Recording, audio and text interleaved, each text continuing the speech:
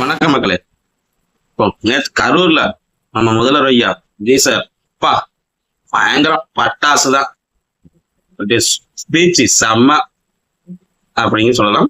அதை நான் கடைசியில சொல்றேன். நான் டிடி நெக்ஸ்ட் நாளிதழில் நேற்று ஒரு செய்தி, நம்ம முதல்வர் விஜய் சார் வந்து ஒரு உத்தரவிட்டிருக்காரு. என்னன்னா 2021 to 26, அதாவது டிஎம்கே ஆட்சி அமைச்சு முடிவு, அந்த 5 வருஷம் முடிவு வரைக்கும் என்ன உத்தரவு போட்டிருக்காருன்னா,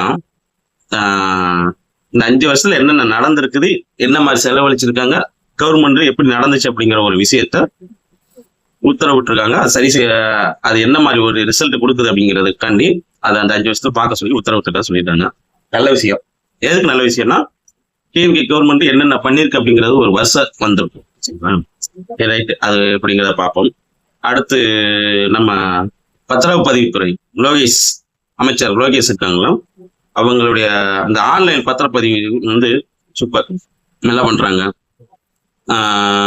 ஒரு சில அமைச்சர்கள் இருக்கிறாங்க, அந்த அமைச்சர்களை தவிர மற்ற எல்லா அமைச்சர்களும் வந்து சரியான முறையில ஒரு விளம்பரம் தான் வருது. ஆனா அதுல அதான் சொல்றேன்ல, 10% 2% நல்லா இருக்கு, இது 8% வந்து விளம்பரத்துக்காண்டி மட்டும். அதுல வந்து ஐயா ராஜ்மோகன் ஐயா, பத்திரப்பதிவுத்துறை அமைச்சர் லோகேஷ் ஐயா, அடுத்து ரமேஷ் அறநிலையத்துறை அமைச்சர், இவங்க 3 பேருமே வந்து சும்மா பெஸ்ட், சூப்பர், நல்லா பர்ஃபார்மன்ஸ் சூப்பரா இருக்குது. இப்போதைக்கு நல்லா போயிட்டு இருக்கு. மற்றவங்க பாத்தீங்கன்னா அந்த அளவுக்குலாம் வந்து தெரியல, பார்க்கலாம் வேற காலத்துல. அது போக நம்ம லோகேஷ், அவங்க அமைச்சர் லோகேஷ் இருக்காங்களா, அந்த மக்களுக்கு போய் வீடு வீடா போய் நன்றி வேற சொல்லியிருக்காங்க. அது செய்தி வந்து நல்ல விஷயம். அது இப்ப அவங்களுக்கு இப்பதான் நேரம் கிடைச்சிட்டு கொடுக்க நல்லா இருக்குது, நல்லபடி செய்யறாப்புல. அது போக வந்து முதல்வர் வந்து நம்ம விஜய் சார் சில விஷயங்களை கவனிக்கிறாரு அப்படின்னு சொல்லி ஒரு செய்தி வந்திருக்குது. அது நல்ல விஷயம் தான். ஏன்னா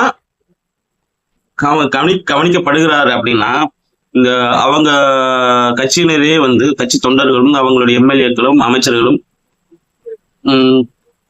பாத்தீங்கன்னா நம்ம அமைச்சர் கீர்த்தனா அவர்கள் அவங்கள ஏதோ வந்து கவனிச்சு ஒரு சில விஷயங்கள் பேசினதாக ஒரு செய்தி. பட் எந்த அளவுக்கு, ஆனா அது இருந்தா நல்லா இருக்கும், அது உண்மையா இருந்தா நல்லா இருக்கும் அப்படிங்கறதான் கேள்வி. ஏன்னா அதெல்லாம் கவனிச்சு அவங்க சத்தம் போடணும், இப்படிலாம் பண்ண கூட இதை செய்யக்கூடாது அப்படின்னு சொல்லி சத்தம் போடணும் அப்படின்னு ஒரு பார்க்கலாம். அரசு எப்படி போயிட்டு இருக்குன்னு பார்க்கலாம். ஏன்னா இப்பதான் ஆரம்பிச்சிருக்குது. நம்ம எடுத்த உடனே வந்து நிறைய விமர்சனங்களை வச்சுருக்கோம். விமர்சனங்கள்ங்கிறது வந்து அவங்க வந்து தெளிவுபடுத்துறதுக்கு, அவங்களுடைய ஆட்சியை வந்து சரிப்படுத்துறதுக்கு காண்டி மட்டும்தான் விமர்சனம். இதுல நல்ல விமர்சனம், கெட்ட விமர்சனம். அதுபோக இன்னொரு விமர்சனம் இருக்கு, தரந்தாழ்ந்து வைக்கிற விமர்சனம். அது வந்து நான் இதுவரைக்கும் பேசுனதுல வந்து இவங்க செய்யறாங்க, இவங்க தப்பு இருக்கு, தரந்தாழ்ந்து பேச்சோ தரந்தாழ்ந்து இதோ வைக்கக்கூடாது. அது எந்த கட்சியினரா இருந்தாலும் சரி, விமர்சனங்கிறது நீங்க தப்பு செய்யறீங்க, இதை மாத்திக்கோங்க அப்படிங்கறதுதான் விமர்சனம். இதுதான் அண்ணா காலத்துல இருந்து நம்ம அண்ணா சொல்லி கொடுத்து போயிருக்காரு, காமராஜர் ஐயா சொல்லிட்டு போயிட்டார். அப்போ பெரியவங்க எல்லாம் அதுதான் சொல்லியிருக்காங்க, விமர்சனங்கிறது நல்ல விமர்சனம், அது தரந்தாழ்ந்து வைக்கவும் கூட தரத்தோட வைக்கணும் அப்படிங்கறதுதான். நல்லா இருக்கு, நல்லா போயிட்டு இருக்கு. இதுல நம்ம அவங்க யாரு, திருமாவளவன் ஐயா, அவங்க திருமாவளவன் ஐயா பிசிகா, அவங்க பிரஸ் மீட்ல ஒரு என்ன பேசணும், அவர் குழம்புறாரா இல்ல அவர் குழப்பி இருக்கிறாரா இல்ல மக்களை குழப்புறாரான்னு தெரியல. ஆனா பிரஸ் மீட்ல என்ன சொல்றாரு, திமுகவும் டிவிக்கும் வந்து ஒண்ணு சேர்ந்தா நல்லா இருக்கும் அப்படிங்கிறாரு. அப்போ அவர் மனசுக்குள்ள ஏதோ ஒண்ணு வச்சிருக்காரு. அவர் நல்ல ஒரு தலித் மக்களுக்கான பெரிய தலைவர், அவரு நல்ல முறையில செய்யக்கூடியவர், நல்ல யோசிக்கக்கூடியவர், நல்ல ஒரு அரசியல் ஆளுமை உள்ளவர். அப்போ அவர் வந்து அந்த பிரஸ் மீட்ல டிஎம்கேவும் டிவிகேவும் ஒன்னா சேர்ந்து பயணப்படணும், இது எப்படி இருக்குன்னா தண்ணியும் எண்ணெயும் வந்து சேர்க்கிற மாதிரி இருக்கு அவர் சொல்றது. அவரு என்ன கணக்குல சொல்றாருன்னு தெரியல. பட் அது உள்ளுக்குள்ள டிவிக்கு கட்சிக்குள்ள எதுவும் நடந்திருக்குதா, ஏதோ மனசுக்குள்ள வச்சுக்கிட்டு சொல்றாரு அப்படிங்கிறது மட்டும் தெரியுது. ஆனா என்னங்கிறது அவர் வெளிப்படையை சொன்னாதான், அவர் சொன்னாதான் தெரியும். ஆனா இது வந்து சாத்தியம். ஆனா ஒரு குழப்பிக்கிட்டே இருக்கிறார் நம்ம திருமாவளவன் ஐயா அவர்கள். அது எப்படின்னு தெரியல. அந்த செய்தியெல்லாம் வந்து அவர் வாயால திறந்து அவரே சொன்னாதான், எதுக்காண்டி அப்படி சொன்னீங்க அப்படின்னு சொல்லி அவர் சொன்னாதான் உண்டு. இப்போ பார்ப்போம். இப்போ நேத்து நம்ம லாஸ்டா இதுக்கு வந்துடும். அதாவது பட்டாசா வெடிச்சார்ல முதல்வர் ஐயா விஜய் சார் அவர்கள், அதுல அதுக்கு முன்னாடி பேசுறதுக்குன்னு ஒண்ணு இருக்கு. நம்ம கரூர் விஜயபாஸ்கர் அவர்கள் அவங்க பூரா என்ன நினைச்சிட்டாங்கன்னா, அவங்க ராஜினாமா பண்ணிட்டு டிவிக்கு கட்சியில போய் சேர்ந்தது இதுவே பெரிய ஒரு என்ன சொல்றது, ஒரு ஏதோ ஒரு இதுல தப்பு மாதிரி தெரியுது. அதை வித்துட்டு அவங்க நேற்று கரூர்ல போய் அமைச்சர் முன்னாள் அமைச்சர் விஜயபாஸ்கர் ஐயா அவர்கள் பேசும்போது முதலமைச்சர் விஜய் சாரை வந்து சந்தோஷப்படுத்தணுங்கிறக்காண்டியே பேசுறாரு. என்ன பேசுறாரு?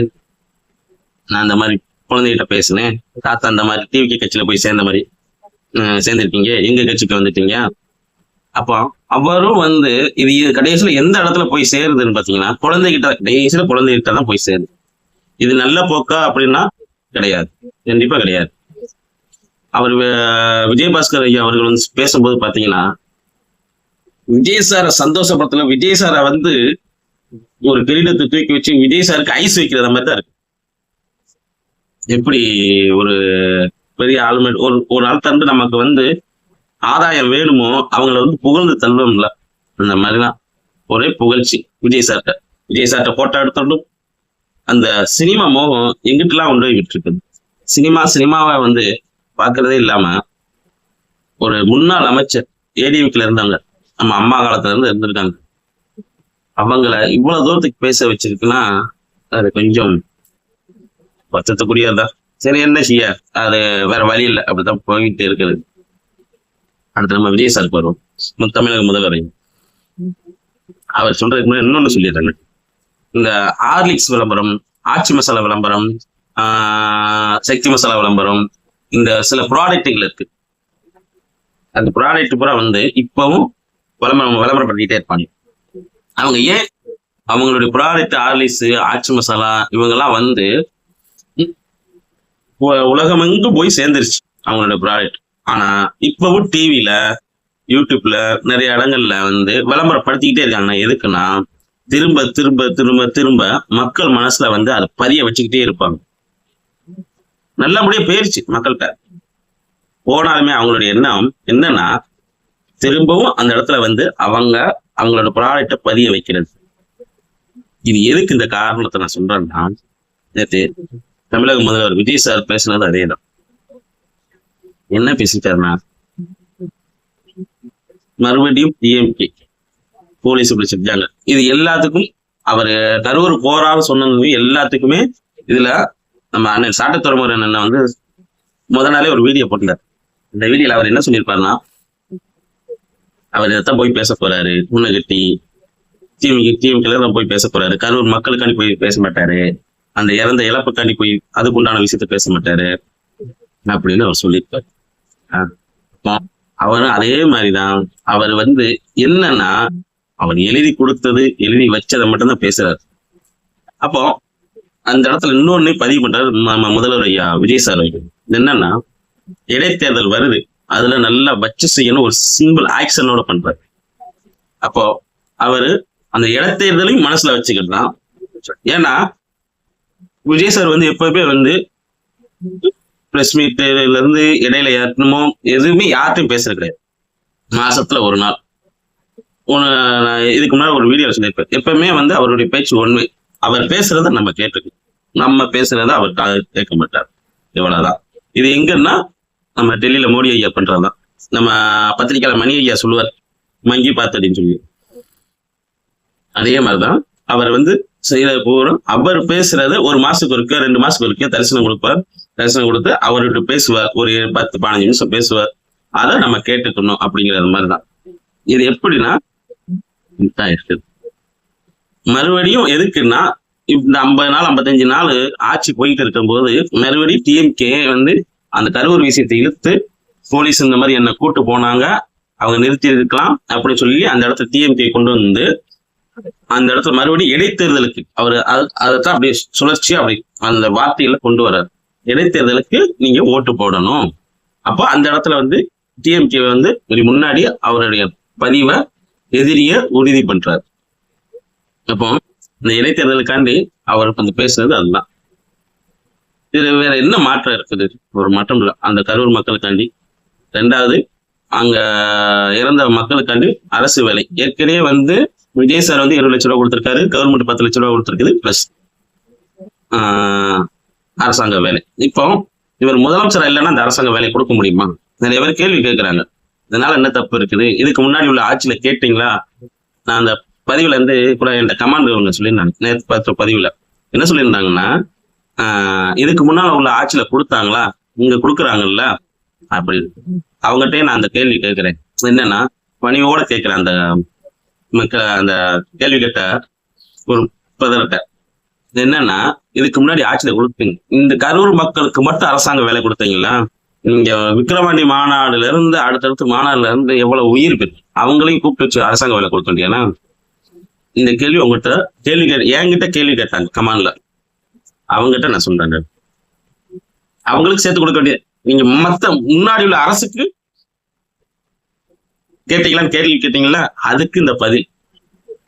அப்போ அவங்களே கூப்பிட்டு வச்சு கொடுக்கணும், ஏன் கரூர் மக்களுக்கு மட்டும் கொடுக்கணும்?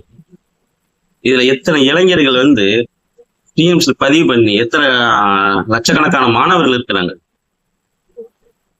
அவங்க உங்களுக்கு ஓட்டு போட்டிருக்கிறாங்க. இந்த அரசாங்க வேலைக்காண்டி ஒரு சுழற்சி முறையில வரும். டக்குனு ஈஸியா தூக்கி கொடுத்துட்டீங்க உங்க கூட்டத்துல வந்து இறந்துங்கிறத தாண்டி. அது அவ்வளவு ஈஸி இல்லை. இப்போ இதுக்கு முன்னாடி படிச்சுட்டு வெளியில வந்திருக்காங்கல்ல, அவங்களுக்கு எல்லாம் என்ன பதில் சொல்ல? சரி பாப்போம். விஜய் சார் சொன்ன மாதிரி நல்லதே நடக்கட்டும், கான்பிடன்ஸா இருங்க. அவ்வளவுதான். நன்றி, வணக்கம்.